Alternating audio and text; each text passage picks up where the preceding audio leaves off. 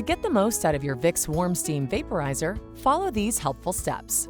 Make sure your vaporizer is on a firm, level, waterproof, heat-resistant surface, at least 6 inches from the wall, 4 feet away from bedside, and out of reach of children and pets. To fill, unlock the steam unit from the water container by turning it counterclockwise. Fill the water tank up to the water line with cool water. Secure the steam unit back into the water container. Hold for 10 seconds to allow water to enter the unit and seat properly in the water container. Ensure that the steam unit is locked securely.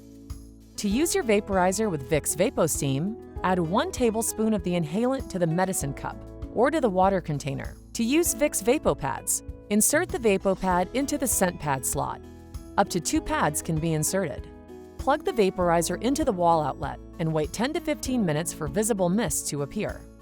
The night light will remain on, indicating the vaporizer is plugged in. If the vaporizer fails to steam, unplug the vaporizer from the electrical outlet and allow it to cool.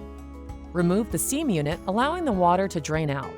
Add 1 or 2 pinches of salt to the water and mix thoroughly.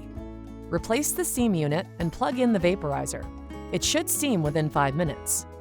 On the other hand, if you notice excessive boiling, this could be a result of your water having high mineral content, also known as hard water. Use half distilled water and half tap to normalize.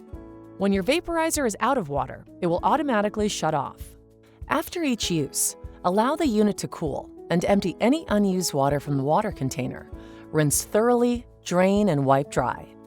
For more information or to purchase accessories, visit VicksHumidifiers.com.